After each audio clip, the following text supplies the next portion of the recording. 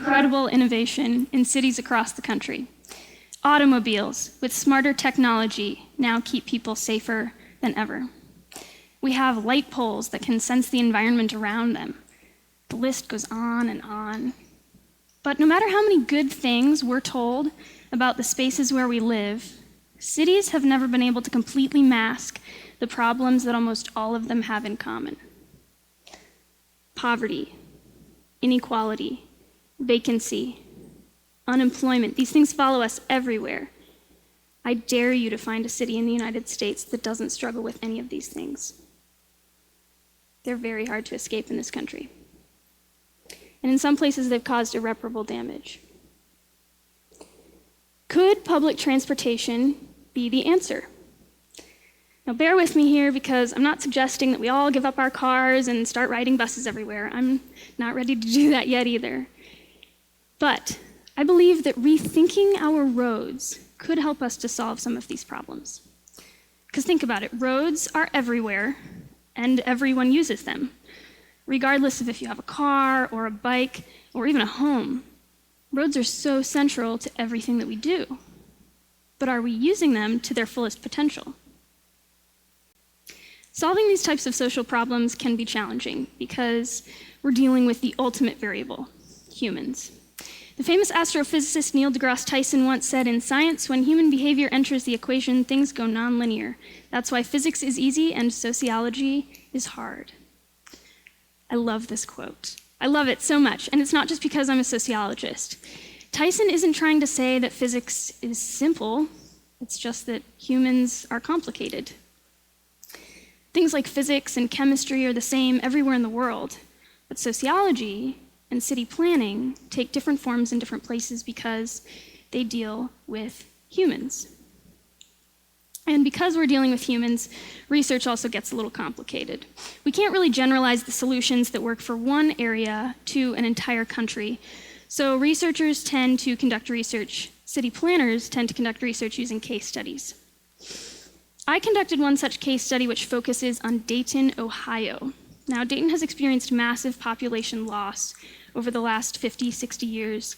It has lost almost half of its people, primarily as a result of deindustrialization.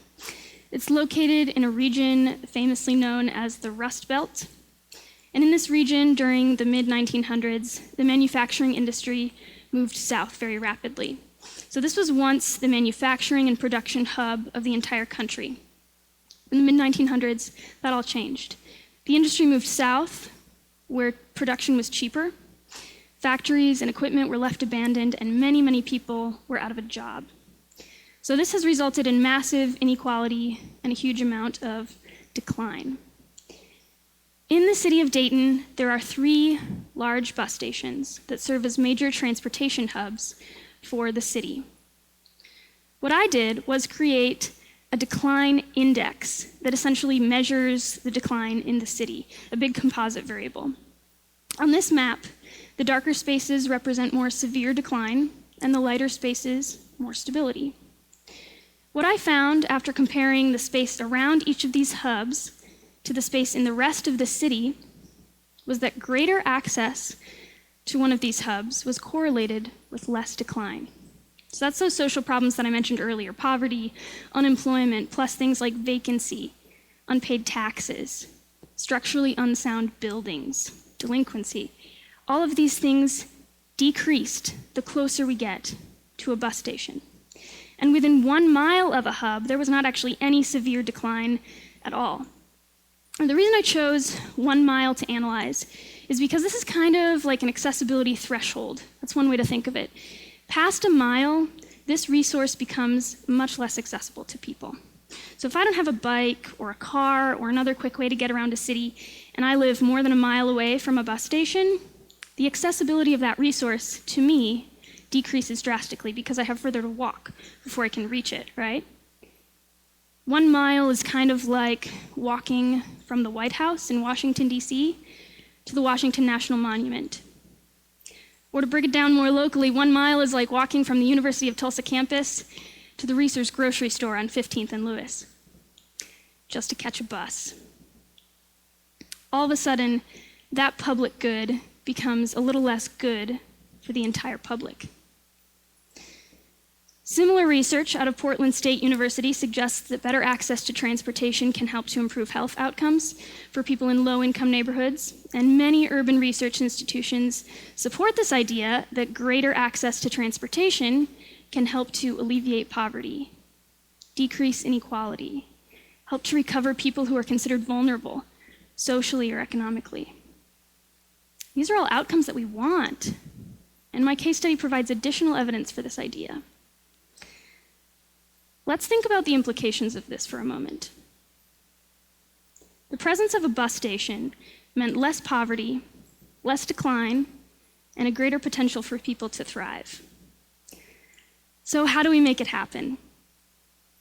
Given these findings and this information, what is standing in the way of us solving social problems in cities across the country? What's standing between the way things are and the way that things could be? Well, as I mentioned earlier, transportation is a collective issue. It involves public goods, all of us. But we treat it individually as something that benefits me and only me. Do I feel like biking to work today? Will the bus take too long for me to get to where I'm going? Uber makes me uncomfortable, so I'm just going to drive to wherever I'm going. We can't pry ourselves away from thinking in this manner. It's so ingrained in what we do. But this individualistic mentality surrounding our transportation choices didn't just drop from the sky. It's been cultivated as a part of our culture since the start of the 20th century. Let me give you an example. In the early 1900s, trolley systems were very popular in urban centers across the United States. And the structure of the road was also very different. It was much more mixed than what we're used to today. Around this time, the car companies were also really taking off.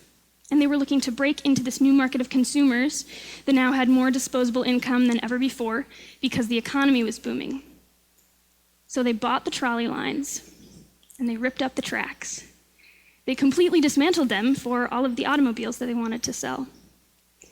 Nowadays, we're used to something more like this.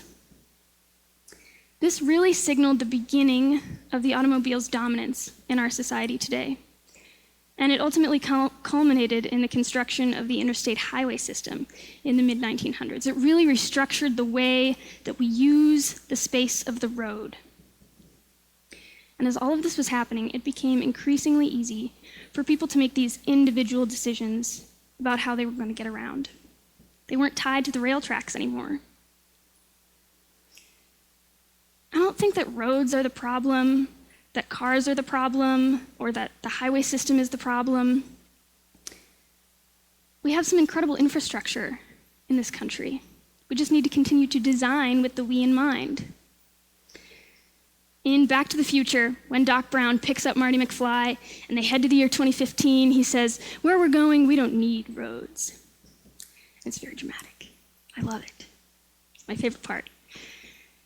And of course, if you're like me, you're thinking, it's 2017, where's my flying time machine?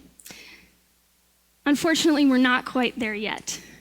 But this country has some incredible things going for it. Like I said, we just need to continue to design with the we in mind, especially when it comes to the roads, to make sure we're using them to their fullest potential. My findings indicate that public transportation may be the answer to some of the poverty and decline that plagues cities across the country. But if we're going to make any progress in solving these problems, we need to think a little bit less about how I can get there and start thinking more about how we can get there. Thank you.